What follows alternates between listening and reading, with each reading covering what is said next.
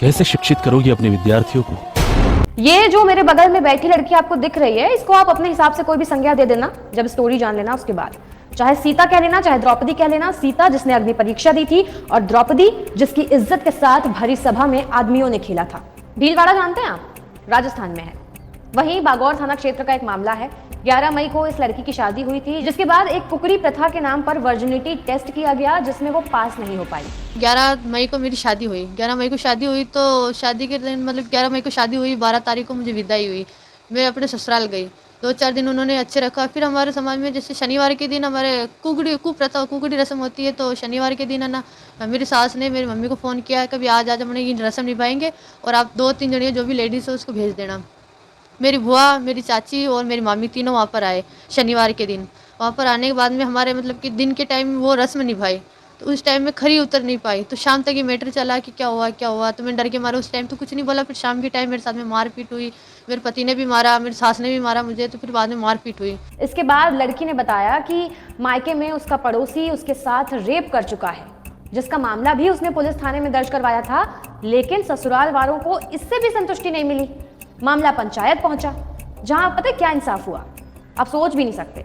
इंसाफ के नाम पर पंचों ने, सरपंच ने लड़की पर ही और उसके मायके वालों पर 10 लाख रुपए जुर्माना लगाया, और अब रकम अदा ना कर पाने पर उसको प्रताड़ित किया जा रहा है। पंचायती की कि भाई कुकड़ी प्रथा में कभी खरी उतर नहीं पाई, तो इस समस्या का मतलब कि मुझे देना पड़ेगा सबूत के, मतलब कि है ना मैं इस चीज़ में खरी नहीं उतर पाई तो दंड देना पड़ेगा। तो दंड इतना तो मेरे मम्मी पापा बेचारे है नहीं। ये कुकरी प्रथा क्या होती है, इसमें क्या किया जाता है, वो भी आपको बताएंगे। लेकिन पहले एक बार पुलिस का पॉइंट ऑफ व्यू भी देख लीजिए, क्या कहना है उनका। तो जिसे प्रथा बोला जाता है, जो एक्चुअली एक कुप्रथा है, उसमें वर्जिनिटी टेस्ट के लिए शादी के बाद, जिसे वेडिंग नाइट कहते हैं, सुहागरात कहते हैं, उस समय दूल्हा दुल्हन के मिलन के वक्त घर वाले बेड पर एक सफेद चादर बिछाते हैं। इसके साथ कच्चे सूत की एक गेंद रखी जाती है, जिसे कुकरी बोलते हैं।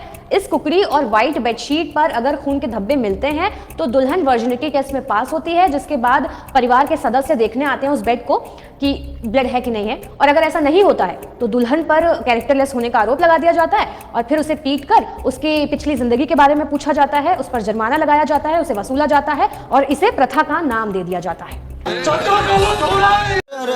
ये तो होना ही था। ये ले बेटा। कौन बेटा? ये क्या हो रहा है? मीरा बेटा, हमारे गांव की प्रथा है, ये अमल भाई है, आज रात ये तुम्हारे साथ ही रहेंगे। क्यों? बच्चे के लिए। इनसे बच्चा होगा तो स्वस्थ होगा, सुंदर होगा। ये आप क्या कह रही है? बच्चा? हाँ बच्चा, समझी? इनको सारे गांव ने एक मत से चुना है। सालों से यही प्रथा चली आई है हमारे यहाँ। चल जा आवे रूमा। मीरा के पैरों तले जमीन खिसक गई। जो शख्स उसे लगातार परेशान करता रहा, जिससे इतनी जद्दोजहद के बाद उसने अपना पीछा छुड़वाया, आज वही शख्स उसकी शादी के बाद उसके ससुराल वालों के सामने उस पर अपना हक जता रहा था। तुम्हारे माँ बाप मान गए? माने नहीं तो पर ये लीत आया, इनकी तो ज्यादा उम्र है, हमारी कहीं ज्यादा उम्र है। अच्छा, तुम्हारी दो ही जणी छे कि एक बड़ी आवे एक छोटी आवे। हाँ हां, ये बड़े उम्र के हैं काफी। हैं? हाँ। टिकेंद्री रेवला सिंह की पत्नी हैं, लेकिन 20 साल पहले जब वो इस परिवार में आई थीं तो ब्याह कर नहीं लाई गई थीं। लगभग 15 साल की टिकेंद्री को रेवला भगा कर ले आए थे। रेवला उस वक्त शादीशुदा थे और उनकी शादी भी टिकेंद्री की सगी दीदी यानी बड़ी बहन से हुई थी। टिकेंद्री के परिवार ने ऐतराज किया और पंचायत बुलाई। बताया जाता है कि पंचायत में काफी गर्मागर्मी भी हुई थी, लेकिन पंचायत को फैसला रेवला सिंह के हक में ही देना पड़ा। इसकी दो साफ साफ वजह थी। पहली, रेवला सिंह टिकेंद्री के बदले उसके पिता को मुंह मांगी चांदी देने को तैयार हो गए थे, और दूसरी वजह थी कि रेवला सिंह से ताकत में टिकेंद्र के पिता कहीं नहीं टिकते थे। पंचायत का फैसला हुआ और टिकेंद्री को रेवला की पत्नी मान लिया गया। इस पूरे मामले में टिकेंद्री और उनकी दीदी की राय लेने की कोई जरूरत नहीं समझी गई थी। टिकेंद्री कहती हैं कि अब भील, भिलाला, बारेला आदिवासी समाज में भी बदलाव आना चाहिए।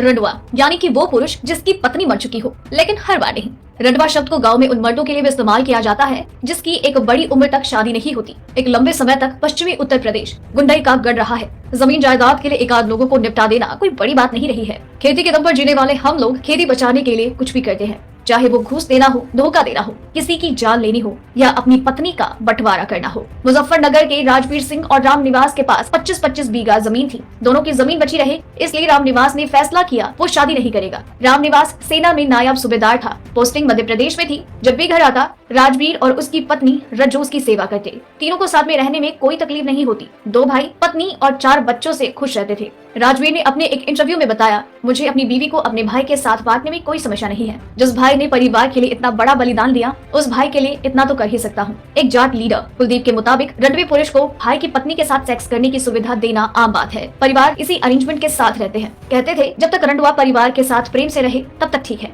लेकिन परिवार से खार खाकर अगर वो अपनी जमीन किसी बाहरी के नाम करना चाहे तो परिवार इसी रंडवे का दुश्मन बन जाता था। ऐसा कई बार देखा गया है कि जायदाद के चक्कर में 2 भाइयों में लड़ाई हुई और गैर शादीशुदा भाई को मार डाला गया। कई बार इन रंडुओं को बस इसलिए मार दिया जाता था कि सारी प्रॉपर्टी दूसरे भाई के हाथ में जल्द से जल्द आ जाए, या मात्र इसलिए कि वो किसी से शादी करने का फैसला ना ले ले। 1994 के पुलिस रिकॉर्ड के मुताबिक एक महीने में हुए 65 में से 40 मर्डर अधेड़ उम्र के गैर शादीशुदा मर्द थे। ये वो समय है जब पुलिस ने रंडवा रजिस्टर मेंटेन करना शुरू किया था और उस वक्त उस रिकॉर्ड के हिसाब से इन तीनों जिलों में यानी कि मेरठ, बागपत और मुजफ्फरनगर में कुल 1500 रंडवे रह रहे थे। और यही रंडवा अगर परिवार के साथ रहे तो भले ही वो परिवार का छोटा भाई हो, उसे पिता जैसी इज्जत मिलती थी। अगर परिवार का शादीशुदा भाई मर जाए तो पत्नी पर नैसर्गिक रूप से रंडवे भाई का हक हो जाता था। दोनों को एक सेक्सुअल रिश्ते में होने के लिए किसी भी तरह की शादी या पारंपरिक रिश्ते में बंधने की जरूरत नहीं होती थी। ऐसे में औरत के पास कोई विकल्प नहीं होता, उसे अपने रंडवे देवर या जेठ के साथ रहकर उसकी देखभाल करनी होती थी। अगर क्षेत्र में रहते हैं तो आपने कई बार अखबारों में या लोगों से या टीवी पे कई दफा आपने ये सुना होगा, वाइफ स्वैप। एक शहरों में संभ्रांत तबका जो होता है ना, वो इस तरह से चोरी छुपे ये गैर संवैधानिक काम करता है। वाइफ स्वैप में ये होता है कि 2 पत्नियां, मतलब 2 जोड़े में से पत्नियां अदला बदली की जाती हैं।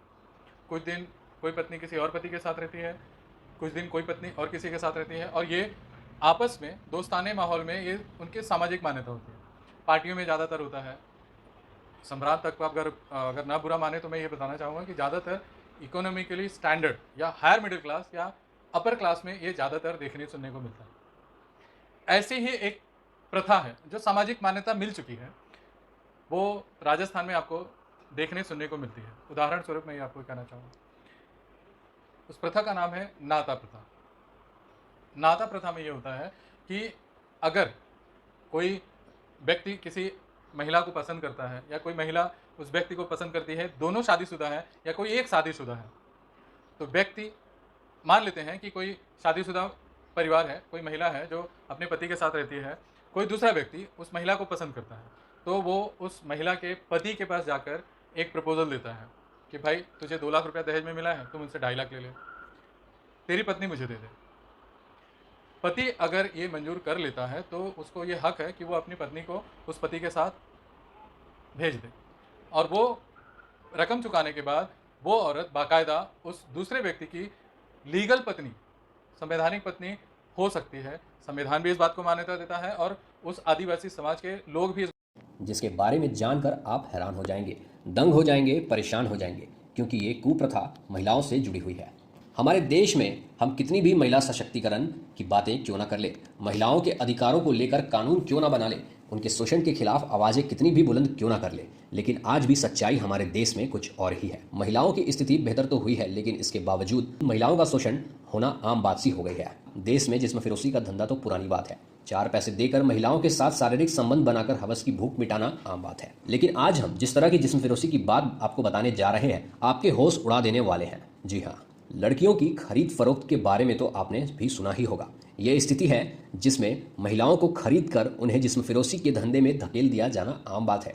लेकिन ये जो खबर हम आपको बता रहे हैं इससे हटकर है। आपको जानकर बेहद हैरानी होगी कि हमारे भारत देश में एक ऐसी जगह है जहां महिलाओं को किराया पर अपनी बीवी बनाने का रिवाज है। जी हाँ, आपने सही सुना, महिलाओं को किराया पर अपनी बीवी बनाने का रिवाज है। ये कहीं दूसरी जगह नहीं बल्कि देश के बड़े राज्य मध्य प्रदेश में होता है। किराए पर बीवियां मिलती हैं। मध्य प्रदेश के इस जगह पर होते हैं ये काम। मध्य प्रदेश भारत का सुप्रसिद्ध समृद्ध राज्य है।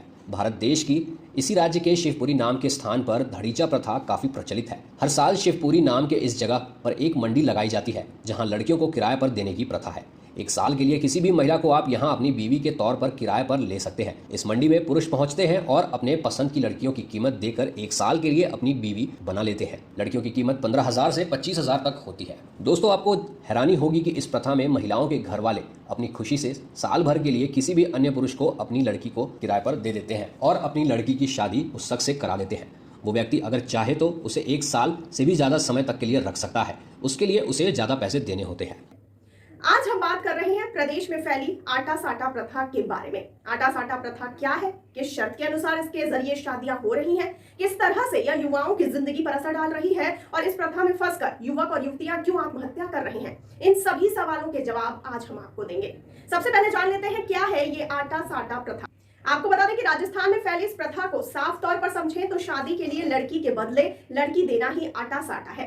मान लीजिए कि रोहन की बहन की शादी मोहन से तय हो जाती है। ऐसे में रोहन के माता पिता की शर्त होगी कि मोहन की बहन की शादी उसके माता पिता को रोहन से करनी पड़ेगी। यह कुप्रथा प्रदेश के ज्यादातर जिलों में फैली हुई है। आपको यह भी बता दें कि आटा साटा प्रदेश में बाल विवाह का एक सबसे बड़ा कारण भी है। इसके जरिए तय हुए रिश्तों में उम्र को भी दरकिनार कर दिया जाता है। इस कुप्रथा के जरिए 2 परिवारों में लड़की का लेन देन होता है, लेकिन कई मामलों में ऐसा भी देखा गया है कि लड़की के बदले उसके परिवार सहित रिश्तेदारों की शादियां भी करा दी जाती हैं। कई मामलों में यह भी देखा गया है कि लड़की से 2 गुने उम्र के व्यक्ति से उसका विवाह तय कर दिया जाता है। आपको आगे ये भी बता दें कि आटा साटा के तहत होने वाली शादियों में ऐसा भी देखा गया है कि लड़के की शादी के लिए परिवार वाले बेटी की शादी देर से करते हैं। मान लीजिए कि एक परिवार में एक भाई और बहन है। बड़ी बहन और छोटे भाई के बीच 6 से 7 साल का अंतर है। ऐसे में परिवार वाले बेटी की शादी तब तक नहीं करेंगे जब तक उनका बेटा भी शादी करने लायक ना हो जाए। इसके बाद आटा साटा के जरिए दोनों की शादी कर दी जाती है। इस तरह के मामलों में यह भी देखा गया है कि बेटी की उम्र ज्यादा होने के कारण परिवार वाले उम्र दराज व्यक्ति से जबरन उसकी शादी करा देते हैं। और आइए अब जानते हैं आटा साटा के वे बड़े मामले जो आपको झकझोर देंगे। एमपी के खा पंचायतों के खतरनाक फैसलों के बारे में, ऐसे फैसले जिन्होंने न जाने कितनी जिंदगियां बर्बाद कर दी, कितने खेत तबाह कर दिए, कितनी ही फसलें जला। राजगढ़ में महिलाएं हकीकत में ऐसी त्रासदी को लेकर त्रस्त हैं। अप्रत्यक्ष रूप से उनकी बोली लगाई जाती है। बाकायदा पंचायतों का फरमान जारी होता है।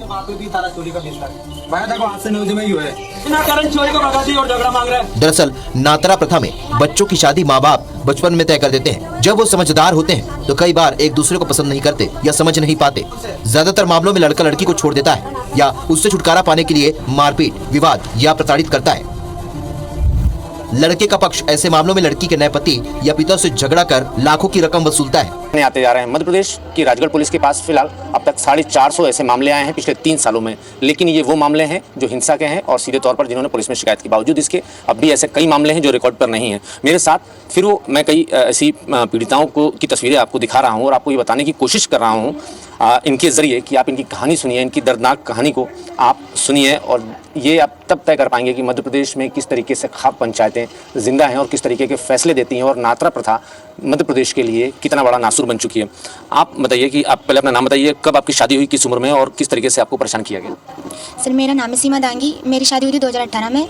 मुझे 1 साल तक ससुराल भी भेजा पर उन लोगों ने मुझे ठीक से नहीं रखा। उन्होंने 21 लाख रुपए मुझसे झगड़ा के मांगे तो मैंने मना कर दिया और वो बोलते थे कि तुम्हारे पापा जी ने सम्मेलन में शादी की, घर में क्यों नहीं की, हमें तो दहेज चाहिए वो। और उन्होंने कुछ दहेज भी नहीं दिया। तो मैंने बोला मेरे पापा जी गरीब है, वो नहीं दे सकते। मेरा छोटा सा भाई है जो जितनी उनकी हैसियत थी ना उतना दे दिया उन्होंने। तो उन्होंने बोला कि जाओ तुम्हारे पापा जी से पैसे लेकर आओ तभी आपको यहाँ पे रखेंगे, नहीं तो नहीं रखेंगे, आप हमारे लायक नहीं हो, हम दूसरी शादी करेंगे।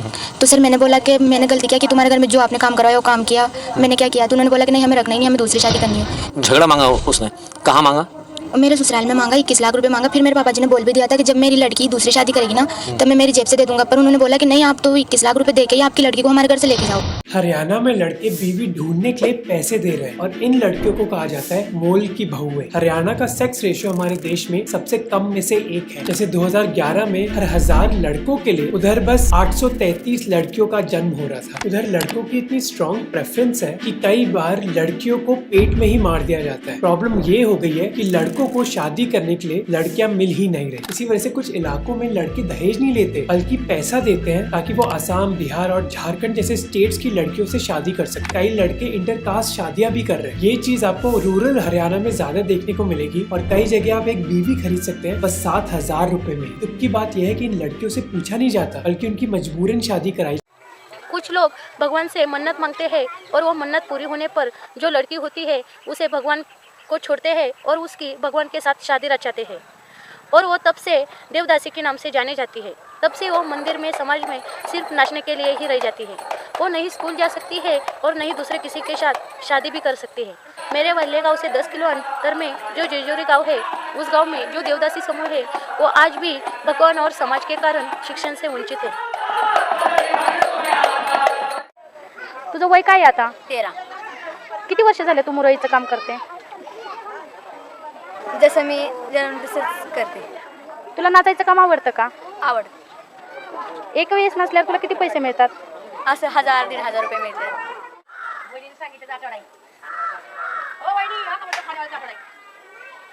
तुझं घर तूच चालवतेस का? हां. कोण कोण आहे तुझ्या घरी? आजी, आई आणि मी. तू जर शिकली असते तर तुला काय व्हायला आवडलं असतं? नर्स, डॉक्टर असं आवडलं असतं. मुरळी शिक्षण का घेऊ शकल्या नाही? लहानपणापासून याच्यामध्ये त्याच्यामुळे शिक्षण झालं. तुम्हाला याच्यामध्ये कुणी घातलं असं म्हणजे नाचायला? आई वडिलांनी. तुम्ही शिकलेला आहात का? काहीच नाही, आम्हाला सही येत नाही. आता शेवटी विलाज नाही ना, त्याला शिक्षण नाही झालं तर म्हणलं शेतीवाडी कमी नाही, भाड्याने राहून आम्हाला करणंच भाग आहे ना, शेवटी पोटासाठी काहीतरी करावंच लागतं. तुम्ही म्हातारपणी नाही नाचणं काम झाल्यावर मग कसं तुमचं काय वाटतं? आता आमच्यापेक्षा जी माझं त्यांची परिस्थिती आम्ही बघतोय, पायरीवर बसतात, मागतात, म्हणजे असं कोणी घेतं नाही देत, म्हणजे खूप म्हणजे परिस्थिती म्हणजे भीक मागतात. भीक मागतात. इन देवदासी को देखकर बहुत बुरा लगता है क्योंकि उन्हें शिक्षण नहीं मिलता। शिक्षण न होने के कारण वो अपने पैरों पर खड़ी नहीं हो सकती। वो अज्ञान होने के कारण ही भगवान के नाम पे उनका शारीरिक शोषण किया जाता है। जब वो पढ़ेगी तभी तो वो अपने सपने सच कर पाएगी और उनका जीवन बदल जाएगा। तभी ये देवदासी परंपरा नष्ट हो जाएगी। मैं रोहिणी पवार, महाराष्ट्र राज्य के जेजुरी गांव से इंडिया अनहर्ड के लिए। ये बतावे 1819 में शुद्धिकरण पर रोक अंग्रेजों ने लगाया। 1819 में शुद्धिकरण पर रोक अंग्रेजों ने लगाया।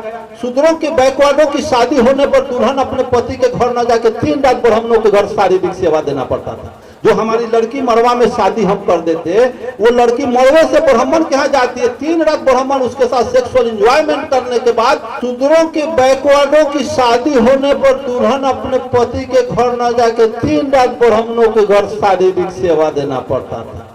चौठारी जो चलता है, आज भी हमारी माँ बहने चौठारी करती है, पूछती नहीं कि चौठारी क्यों कर रहे हैं। उसके पहले ब्राह्मणों को कोई सजा नहीं होती।